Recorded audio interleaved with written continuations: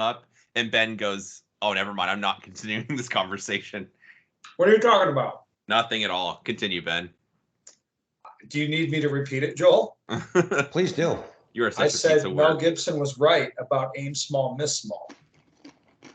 Mel Gibson was right about a lot of things. Well, I was wrong about some things too. Welcome to Practical Shooting After Dark. He made some terrific comments on Andreas. Oh, Ben. Anyway, welcome to Practical Shooting After Dark. We're here to talk about shooting. On deck tonight, Andreas Yagopoulos. Hey, party people. And Mr. Joel Park. Hello. Cool intro here.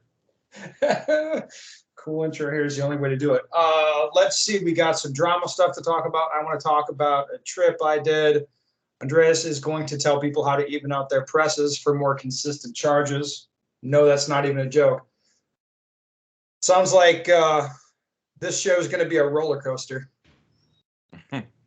Yeah, I feel like I'm going to have the downs, least interesting topic here. Don't But worry. that's okay. Spice it up with a joke or two, you know? Oh, yeah. Okay. Anyway, Mr. Park, what's going on? You got Area 3 drama going on, don't you? Well, yeah. I already missed Matt. It's only been a week or something like that. Well, I guess there's been a lot of talk about Area 3, of course. I have talked to Matt, and as far as I know, he's planning on still running the Area 3 match, which will be excellent. Looking forward to seeing him, and I think the match will be really good. Me and some of the other homeboys have submitted stages, so pretty promising. I am also heavily considering running for Area 3 director. Well, who's the other candidates? I don't know yet. So last cycle there was the BOC candidate running against Matt, so I guess Sherwin's puppet, and then the other guy that the other name I've heard floated for Area 3 is a guy that honestly kind of doesn't seem like he offends anyone, and that would be Robert Olson. Robert's excellent. Right, so he's the match director in, what is it, Sioux Falls? He's hosted Buford classes, and he seems to get along with the BOCs. Yeah, he's the section coordinator for Great Plains. So he seems like reasonable, but you've talked to him, right, Joel? I have talked to Robert. Yeah, maybe this has changed. It's been, I don't know, a month or two before we talked about if Matt had became president, if he'd be interested in being Area 3 director, just kind of thinking about what ifs. Yeah, I mean, this Area 3 thing was going to be a problem no matter what. Yeah. At that time, Robert wasn't interested, but I mean, things could have always changed. But at that point, I don't think he'd mind me saying, we talked about it, and he thought I would be a good fit, and would encourage me to run it. At that time, he was not interested, but of course, that could always change. Yeah. And like you said, Robert's pretty agreeable. Everybody likes him. Well, Ben, if you're not pissing anybody off, are you really getting anything done? Hey, I'm with you, buddy. I mean, yeah, Joel's good at pissing people off, but it's through, passive aggression, that kind of thing. It's not going to be overt sort of trolling that I'm kind of into. We can help him with that. Well, no, Joel's tactics are very, very good at making people crazy, Just talk about occluding the dot, it'll get reactions. Yeah, talk about occluding the dot, and JJ has a fucking aneurysm. I mean, it's like easy to talk crap about Area 3, whatever, how I think the match could be better or different, whatever. I mean, it's no secret. Sherwin and I disagree on what makes a good match. But I mean, he's done the job for 13 years, which is quite a long time to be doing it. I've personally had conversations with Sherwin several times over the years. And he's made it very clear, like he doesn't want to do it anymore. He's done. He's kind of taken his turn, so to speak. 13 years of it. So he's done. He wants to move on. That's been the line as long as I can remember, is that he doesn't even want to be doing it. The Area 3 match should be, it'll be different going forward regardless from what it was, since Sherwin's done and somebody else is going to, take over. But yeah, the line's been he doesn't want to be doing it, what he's doing. So I know you've had some differences of opinion about the match. Obviously, you stopped going at a certain point. I did several years ago. Yeah, but yeah, I mean, he did do a lot of stuff. So it's like, well, I mean, it's probably right that someone else take over. Like they've, If not you, someone. Yeah.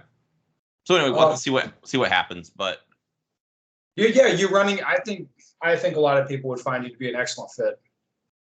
Yeah. I have a few opinions on things that I would change. So well, no, but ideas. So you also do BOC stuff too. Like you're on the board for your gun club proper, and you do match director stuff.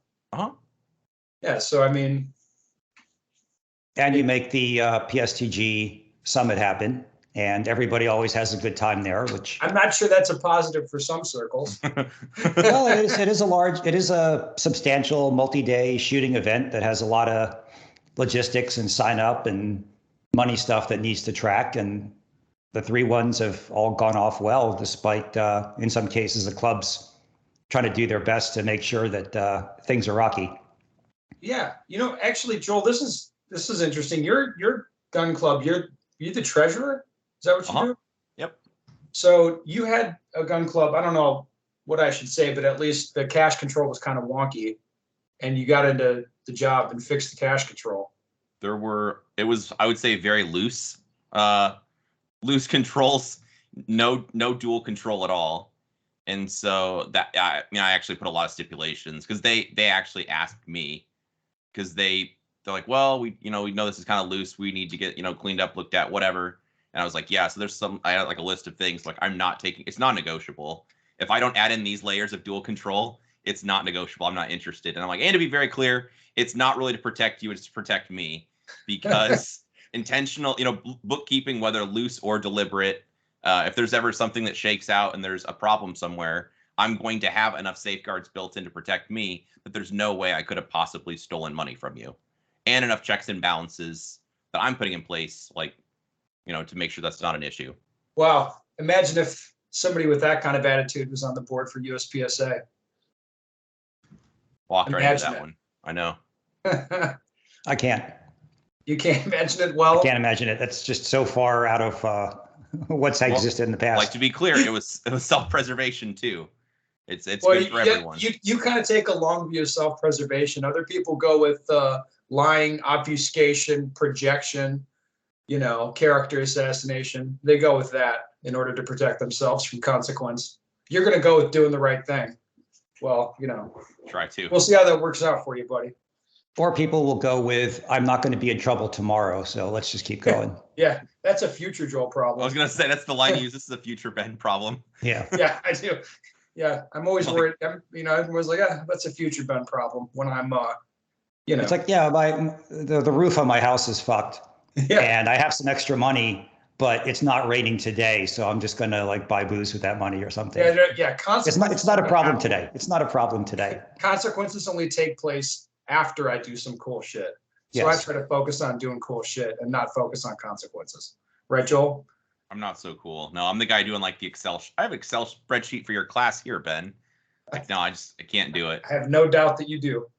No, and I'm making myself sound more nerdy. I have at least the last 3 or 4 years you've done classes here, I still have the Excel sheets from those and the summit, so I can tell exactly what I allocated each year for targets and supplies. And anyway, I'm just making it look worse, so I'll stop now.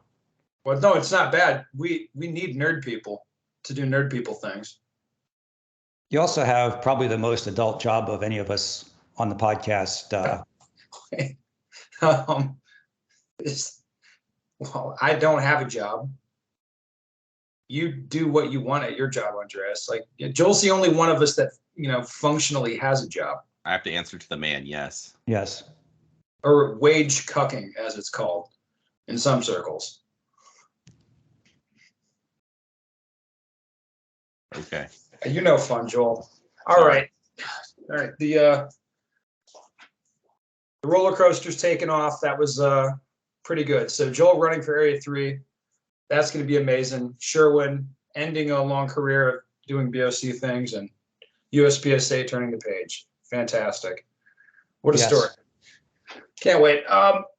Let's move on to something else. I went and attended the TTPOA this year, this Texas Tactical Police Officers Association. It's an annual conference. So I'd heard about this sort of thing from Mr. Pranka, your friend and mine from, I like that guy. No, he's cool. So there was one in Ohio, the Ohio Association for their police, like puts on a thing. And how it works is it's like it's a conference, right? So they all get together and there's all sorts of events. There's industry people there to show off, like, well, there was like a mobile target. There was different guns, different armor, different armored vehicles, and all sorts of bullshit. It was like it was honestly, it was way bigger than I thought. There was a ton of companies sent people there, reps. How many people were there in attendance, would you Thousands. say? It was in the thousands, but I don't know because it's not like everybody was. I mean, I think it was in the thousands. I can't be sure because it's not like everybody was in the same place at the same time. But there was like the industry stuff. There was some debriefs on some events, or I guess critical dynamic incidents, you might call them, if you're Yeah. if you're into that sort of thing. So we're talking multi-venue here then. Oh yeah, there was like the shooting training portion of it happened at multiple different ranges. How do people sign up for like all the instructors, Ben? Is it like, well, that I'm interested in that Ben invited. guy? You're invited. Sorry. The instructors were invited, and it's not a paid thing for the instructors. They just you get comped on like a room and a plane ticket, but you don't get paid. It's just, I went because Pranka said, hey, this is going to be fun. What about like the attendees though, the police officers? Do they sign up for each block, or is there a rotation? They sign up for blocks. Not every dude can be in the block they want to be in, so that it's like rank ordered, and the scheduling process has to be insanely complicated. I just can because imagine. Of the numbers of instructors. Like it was. I thought it was going to be way smaller. The pro shop went too, and pro shop Tim said the same. He's like, man, I thought this would be way smaller. There's tons of motherfuckers there. So I can't help myself. I got more questions. So are you like on a bay? So you're like, Ben, you go to bay 11, and then that was just one part of it. My part of it was 2 days of me giving like a 1-day class so guys can get a taste of what's going on. And it was like an 8 hour. So your block, like for that group, is a 1 day, or is it like a half a day? Yes, it was 1 day. Okay. But you're just focusing on the shooting training. But the shooting training part of it was maybe 10% of the conference. Okay. Like if that gives you an idea of the scale of it. Mm-hmm. I mean, that was just one thing that you could do, or one part of it. There was a lot of things happening. Yeah, so it was big. And I was on a couple episodes of the TTPOA podcast, which will air at some point. So, anyway, that was all. It was quite the experience. And the big thing was showing, my theme was showing practical shooting skills to police officers. And primarily it was like firearms instructor type guys. So just showing like, hey, this is how we do it for USPSA. You can apply this, however you want. We showed them, basic training exercises, training cues, all that. I would say the big difference in training, or what was like outside of the paradigm for most of the guys that I had, what was outside of their thinking was where we do marksmanship training at speed and correct problems at speed and don't stigmatize mistakes. Because the feedback I got from those guys was, most people, it's like when you go to the range, you're just doing qualification. So you just have to shoot for score, and there's not much training, And then if you're training in academy, you're just training to qualify. And I would not be pushing people to shoot as fast as we shoot in USPSA in that situation. That was my next question. My perception is that they basically shoot 100% reactively, like reacting to each sight picture, and they don't shoot as much predictive shooting. Is that fair, or is that not correct? Well, that's true you've got to, this association, I would say it's a small subset of law enforcement officers. So it'd be like, you have people that do it as a job or whatever. And these guys were like SWAT guys, which you have to work to get into. And this was a thing maybe they or their agency had to pay to go to. Like, guys didn't show up there by accident. So this crowd was the most motivated or interested in this type of stuff. Yeah. You know what I mean? So they're already at the self-selected group. Yeah, it is a self-selected group. So then mostly these guys are the guys who kind of train as far as like the firearms and tactics and that kind of stuff. They're the guys training their agencies predominantly.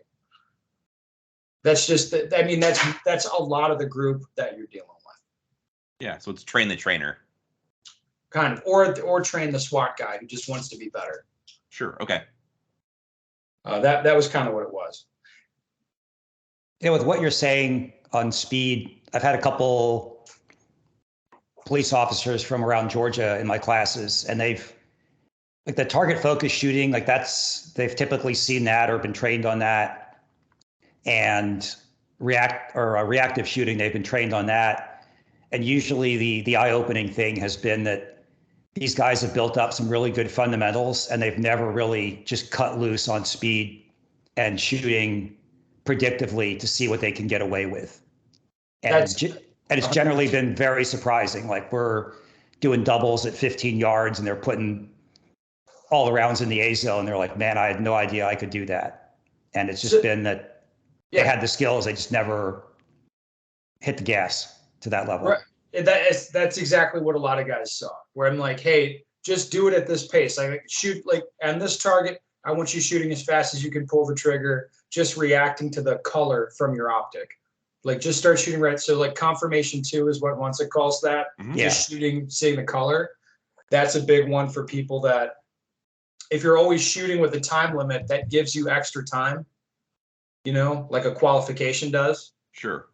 Then you don't really get punished for letting the dot look like a dot, you know, just shooting it like a super comfortable sight picture on everything. You never get punished.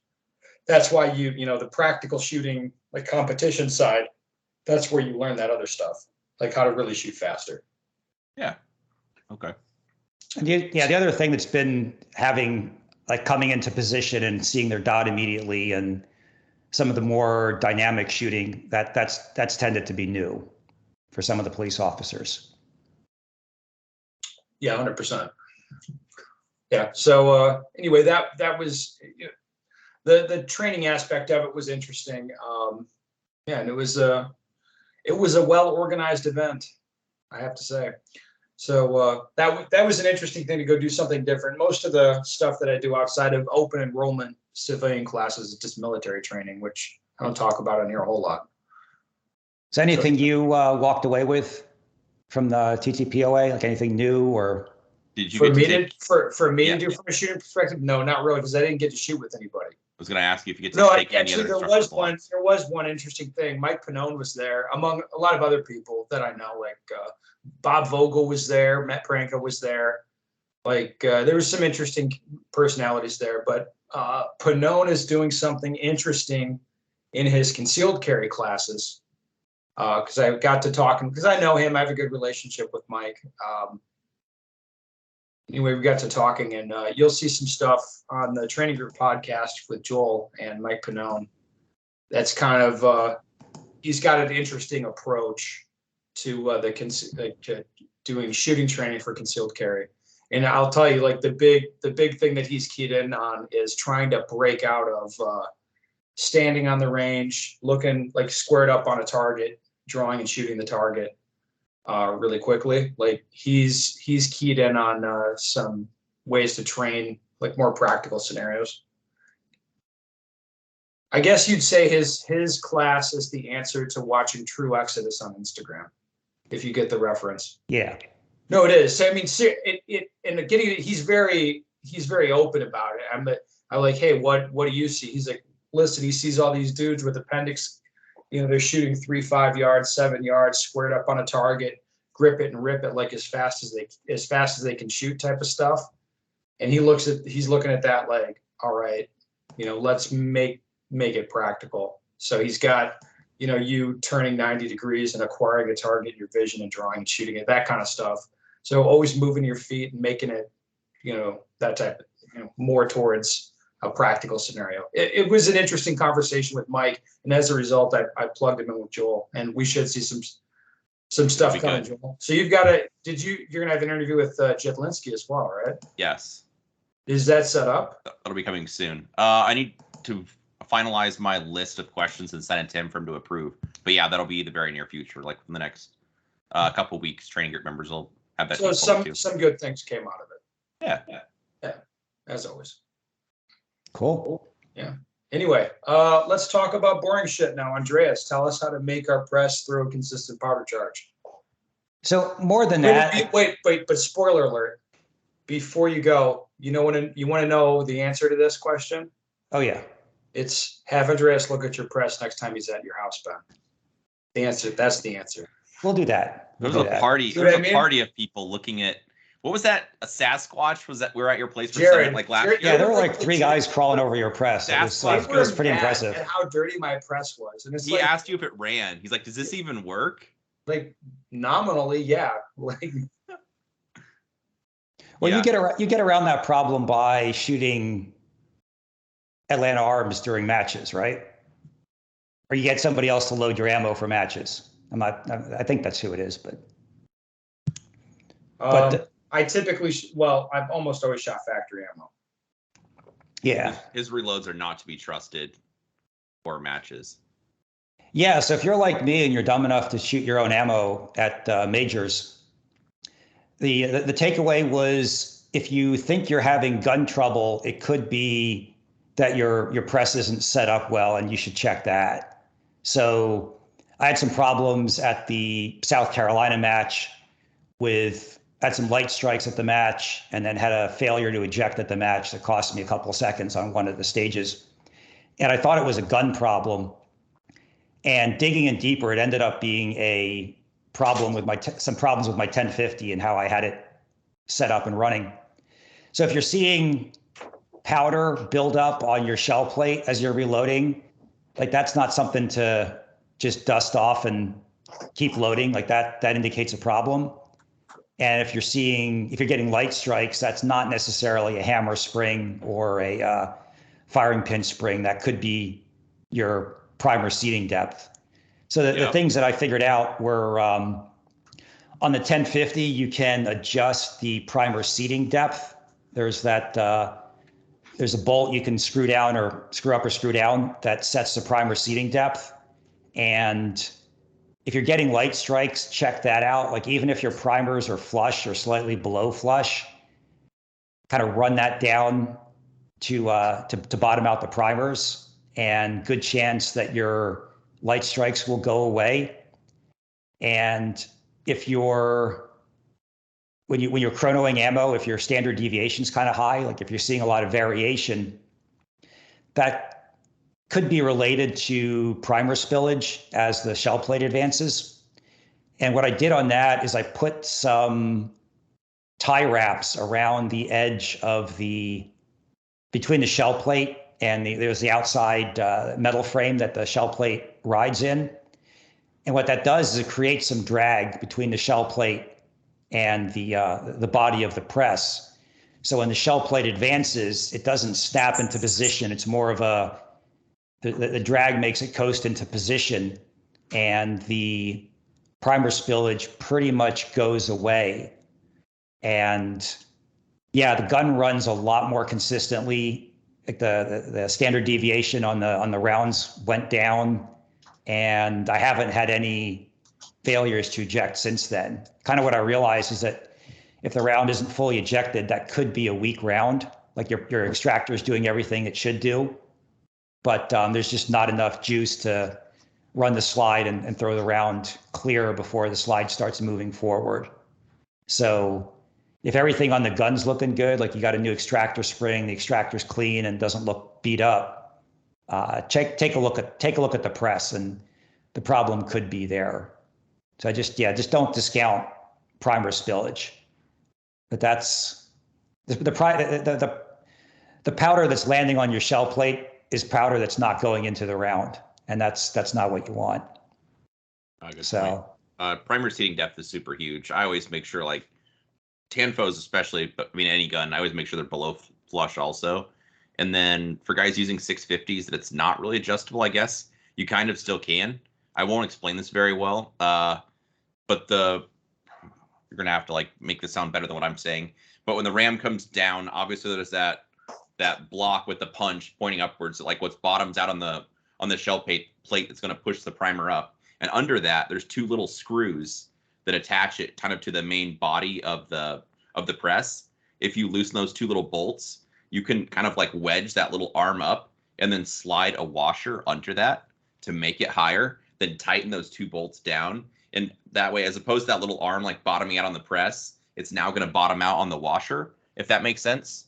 So you're basically shimming the press to seat primers deeper, which I mean, it's not designed to do that, but it works just fine. That's what I did on my 650, and it worked like a boss. But having primers below flush is super important. I'm sorry, what were you going to say? I'm loading with some Gen X primers right now, and I like them a lot. They run through the primer filler and the priming system real nice. They're like CCIs in terms of the profile. Oh, nice. But yeah, I think the primers are wincing in pain when they get seated now. Like they're really smashed up in there. And yeah, the ignition is just super positive now. So that's pretty cool. So I wish I had figured this out before South Carolina. But yeah, it'll be ready for fall majors. If you're seating primers though, and they're like dimpled, do they look like smashed when you're like seating them in the rounds and you back that off a little bit? Like you don't need to deform them. In my experience, you just want them to be below flush. Yeah. I have them pretty crushed down, and it doesn't seem to be causing a problem. Like the rounded corners are flattening out a little bit. So we'll see. We've got a couple months of local matches to test everything out. Jesus Christ. Can I say something now? Please do. Yes. All this fucking bullshit is why I shoot factory ammunition in matches. Yeah, I should probably just have Sal or buy Sal's ammo. Money, and you live right by Atlanta Arms, and you have a good relationship with Sal. Yeah. None of this makes sense to me. Like, yeah, I probably will buy. Like, you can still fuck around with your press and try to get better ammo, but you can at least put the consequences, like make it like basically consequence free, because factory ammo is just better. Yeah, I've shot some of Sal's ammo, and that stuff runs really nice. It's super accurate, and yeah, it's impeccable. Yeah. Like other people are going to load it better than you can. Yeah, Sal knows a lot more about that than I ever will. And I'll also say something else. I would rather shoot Blazer 115s that I know work than Joe Bob's reloads. Yeah, because by the time you start buying new brass, that's also an issue.